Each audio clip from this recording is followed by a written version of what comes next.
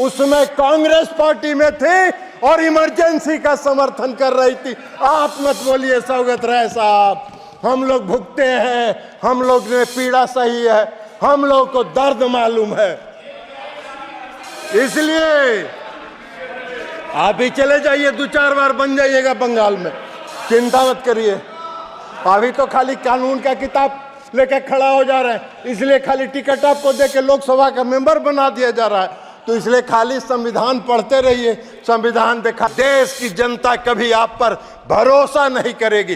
Ballot paper जब चुनाव होता था हम लोगों ने देखा, बैलेट पेपर से जो चुनाव होता है हम लोगों ने देखा, एक एक थाक का थाक बैलेट बॉक्स से बैलेट पेपर निकलता था, थाक का थाक, जिस पर कोई वोटर का दस्तखत नहीं, कुछ नहीं, और उसी की गिनती होती थी। और यही प्रक्रिया आप चलाते रहे और सत्ता का आनंद लेते रहे, देश के संविधान का धज्जी उड़ाते रहे। वही आज भी चाहते हैं।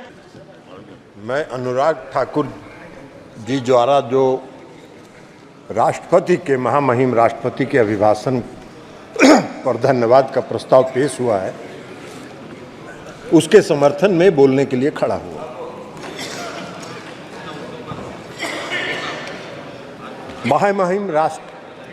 महामहिम राष्ट्रपति महोदया ने अपने अभिभाषण में पिछले 10 वर्षों में इस देश के आदरणीय प्रधानमंत्री नरेंद्र मोदी जी के नेतृत्व में जो काम किया है, उसका दर्पण उस राष्ट्रपति के अभिभाषण में है। और अभी आने वाले बजट में, जब अगले सत्र में इस देश के लिए बजट पेश होगा, तो उस समय 5 वर्षों के कार्यक्रम के साथ परफॉर्म, रिफॉर्म और ट्रांसफॉर्म का पूरा संकलन और पूरा उसका विस्तृत ब्यौरा पेश किया जाएगा। महोदय, प्रधानमंत्री जी ने तीसरा कार्यकाल पूरा किया, तीसरा कार्यकाल उनका प्रारंभ हुआ और इस देश की जनता ने तीसरे कार्यकाल के लिए उनको मत दिया, वोट दिया और पूर्ण समर्थन के साथ सरकार बनाने का बहुमत दिया। लेकिन पूरे चुनाव के दौरान क्या प्रचार हो रहा था? पूरे चुनाव के दौरान जो अभियान देखिएगा और जो खास करके विरोधी दल के नेता का आज जो भाषण था और उनके चुनाव प्रचार का जो भाषण था, अगर दोनों को मिला के देखिएगा तो लगेगा कि वही आज भी राष्ट्रपति के अभिभाषण पर नहीं, चुनाव के प्रचार में, पब्लिक मीटिंग में भाषण दे रहे हैं। इस तरह के दुष्प्रचार, संवैधानिक संस्थाओं पर हमला, आज भी संवैधानिक संस्थाओं पर हमला कर रहे थे, आज भी लोकसभा के अध्यक्ष की संस्था पर हमला कर रहे थे और उस समय भी संवैधानिक संस्थाओं पर उन्होंने हमला किया। लेकिन जनता ने रिजेक्ट कर दिया, जनता ने उसको रिजेक्ट कर दिया। जनता ने जो मोदी जी का सबका साथ, सबका विश्वास और सबके विकास का जो मूल मंत्र था, उसको स्वीकार किया और पूर्ण बहुमत की सरकार बनाने का जनादेश दिया। लेकिन क्या कीजिएगा, आज भी वो बोल रहे थे। अब आपको हम एक बात बताना चाहते हैं कि देश की जनता ने जो तीसरे कार्यकाल के लिए मोदी जी को जो समर्थन दिया है, उसका स्पष्ट संदेश है कि भ्रष्टाचार पर जो आपने हमला किया है, उसको जारी रखिए और इस देश से भ्रष्टाचारियों को समाप्त करने का काम करिए। इसके लिए इस देश की जनता ने दिया है। अर्थव्यवस्था में सुधार के जो कार्यक्रम आपने चलाए हैं, उस कार्यक्रम को चलाए रखिए और देश की अर्थव्यवस्था को दुरुस्त करिए। इसके लिए देश की जनता ने मोदी जी को तीसरे कार्यकाल के लिए अपना बहुमत दिया है।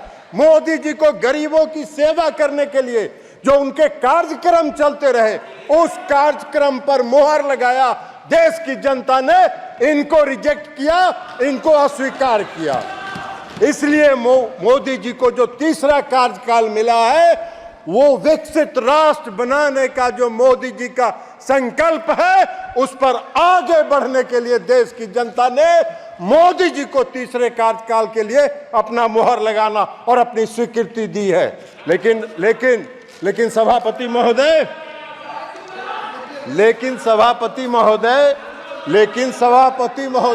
1971 का चुनाव हो रहा था।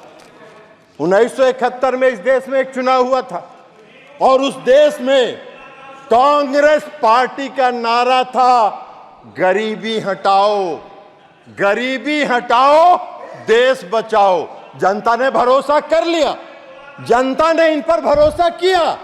1971 में इनको पूर्ण बहुमत से सरकार दिया, लेकिन 3 साल के बाद 1974 में इस देश में लोकनायक जयप्रकाश नारायण के नेतृत्व में आज तक के आजाद भारत का सबसे बड़ा जन आंदोलन हुआ, क्योंकि इन्होंने जनता से किए गए वादे को नहीं निभाया।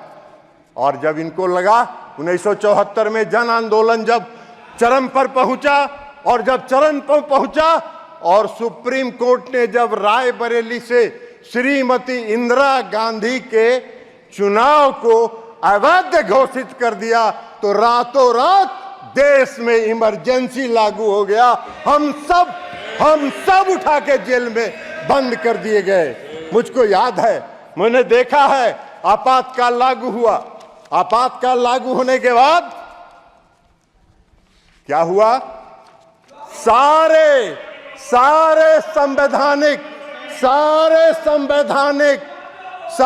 संवैधानिक और देश की जनता का जो फंडामेंटल राइट था, वह राइट बंद कर दिया गया।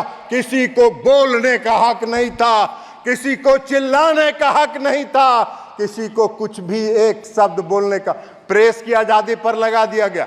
हम सब लोग उठा के जेल में बंद कर दिए गए। मैं भी रहा हूं, जेल में उठा के बंद कर दिया गया। और सभापति महोदय आज जब आ रहे थे, जब इस सदन का जब पहला दिन का सत्र था, तो संविधान का किताब लेके कांग्रेस पार्टी के लोग आ रहे थे। आज भी नेता विपक्ष बोल रहे थे संविधान की जय हो। अरे जिस व्यक्ति ने और जिस पार्टी ने इस देश के संविधान का धज्जी उड़ाया हो, जिस पार्टी ने इस देश के संविधान को चकनाचूर किया हो, जिस पार्टी ने इस देश के संविधान को कलंकित किया हो, उसको संविधान लेके सदन में आने का क्या हक है और संविधान की बात करने का क्या हक है? उनको कोई हक नहीं है संविधान के बारे में चर्चा करने का। सारी जिंदगी कांग्रेस पार्टी ने संवैधानिक संस्थाओं को, संविधान को समाप्त करने का काम किया है। पूरा इमरजेंसी इसका गवाह है। किसी को कोई साहस नहीं था, कहीं नहीं। और ये सत्य है और सत्य सुनने की आदत डालिए, सत्य जानिए, सच्चाई। ये देश का इतिहास जब भी लिखा जाएगा, इस देश का इतिहास जब लिखा जाएगा, तो आपातकाल कलंकित करने का वाला काला अध्याय के रूप में संविधान में लिखा जाएगा। ये बात है। आप बहुत चर्चा कर रहे थे, बहुत चर्चा कर। आप मत बोलिए ना, आप भी, आपका पार्टी का नेता भी वही थी, इमरजेंसी के समर्थन में थी। ममता बनर्जी भी उसमें कांग्रेस पार्टी में थे और इमरजेंसी का समर्थन कर रही थी। आप मत बोलिए सौगत राय साहब, हम लोग भुगते हैं, हम लोग ने पीड़ा सही है, हम लोग को दर्द मालूम है। इसलिए आप भी चले जाइए, 2-4 बार बन जाइएगा बंगाल में, चिंता मत करिए। अभी तो खाली कानून का किताब लेके खड़ा हो जा रहे हैं, इसलिए खाली टिकट आपको देके लोकसभा का मेंबर बना दिया जा रहा है। तो इसलिए खाली संविधान पढ़ते रहिए, संविधान दिखाते रहिए। संविधान से कोई लेना देना आप लोग का है नहीं, संविधान से कोई मतलब आप लोग का है। और कई पार्टियां हैं इस सदन में, वो भी लेके आए, संविधान की प्रति साथ में लेके आए। डीएमके पार्टी या आपको समाजवादी पार्टी, खैर समाजवादी पार्टी और डीएमके पार्टी को संविधान लेके सदन में आने का हक है, इसलिए कि मुझको याद है कि जब इमरजेंसी लागू हुआ तमिलनाडु में श्री करुणानिधि साहब के नेतृत्व में सरकार थी और इस कांग्रेस पार्टी ने करुणानिधि के सरकार को बर्खास्त कर दिया और सबको उठा के जेल में बंद कर देने का काम किया। लेकिन आज डीएमके के लोगों को, समाजवादी पार्टी के लोगों को की मजबूरी है कि कांग्रेस पार्टी के साथ साथ संविधान का लेके चले, लेकिन घूमिए, साथ रहिए जरूर, लेकिन संविधान को ध्वस्त करने वाले पार्टी का समर्थन मत कीजिए। यह हम आपसे आग्रह करना चाहेंगे। कांग्रेस पार्टी का एक बात, अरे जदयू का बात काहे के लिए करेंगे, देश का बात कर रहे हैं। तो आपका नेता तो भाषण कर रहा था, मंच वाला पॉलिटिकल भाषण कर रहा था, जैसे लगता है कि पब्लिक मीटिंग में बोल रहा हो। आप वही चाह रहे हो। इस देश में जॉर्ज फर्नांडिस एक नेता थे। जॉर्ज फर्नांडिस एक ऐसा नेता था जिसकी देशभक्ति रोम रोम में भरी हुई थी। इमरजेंसी के दौरान जॉर्ज फर्नांडिस को कितना कलंकित करने का काम, प्रताड़ित करने का काम और अपमानित करने का काम इन लोगों ने किया। और ये संविधान की बात कर रहे हैं, ये संविधान की रक्षा की बात कर रहे हैं। बड़ा आश्चर्य हो रहा है हम लोग। तो इसलिए संविधान की बात तो मत करिए। और खास करके नेता विरोधी दल का परिवार को कौन संविधान की बात करने का हक है। नेता विरोधी दल का परिवार संविधान विरोधी है। काला अध्याय में आपके परिवार का इतिहास लिखा जाएगा, इस देश के इतिहास। इसलिए आप वो करिए। अध्यक्ष महोदय, सभापति महोदय, पूरे चुनाव प्रचार के दौरान इन्होंने इस देश की चुनाव प्रक्रिया पर प्रश्न चिन्ह खड़ा किया। इस देश की चुनाव प्रक्रिया पर प्रश्न चिन्ह खड़ा किया। ऐसा घूम घूम के प्रचार करते रहे जैसे लगता है कि देश में चुनाव निष्पक्ष हो ही नहीं रहा। पूरे दुनिया में देश को कलंकित करने का काम इन लोगों ने किया। बीच बीच में सुप्रीम कोर्ट जाते रहे चुनाव आयोग को और ईवीएम मशीन को चुनौती देने के लिए। और अगर ईवीएम खराब है तो सौगत राय जी, ममता दीदी का सरकार बंगाल में कैसे बन गया, हिमाचल में आपकी सरकार कैसे बन गई, कर्नाटक में आपकी सरकार कैसे बन गई, तेलंगाना में आपकी सरकार कैसे बन गई। अगर ईवीएम खराब है तो जब आपको मिल जाए तो बड़ा आनंद में, और जब हारने का बारी आए तो ऐसा शो करिए कि जैसे लगता है कि निष्पक्ष चुनाव नहीं हो रहा है, बेईमानी से कोई जीत रहा है। अरे देश की जनता कभी आप पर भरोसा नहीं करेगी।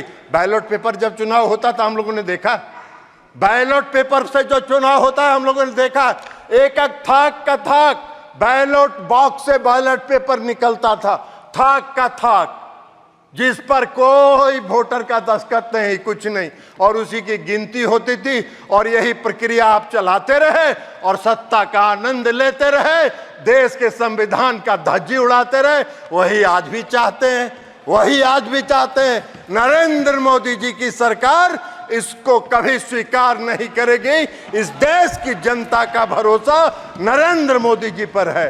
तो इसलिए आप इस पर चिंता मत कीजिए। और इसके साथ साथ मैं आपको, और याद है ना, आपने देखा था, अभी बोल भी रहे थे, कोई स्पीकर बोल रहे थे, आप मोदी जी पर आरोप लगाते हैं कि संविधान की धज्जी उड़ा रहे हैं।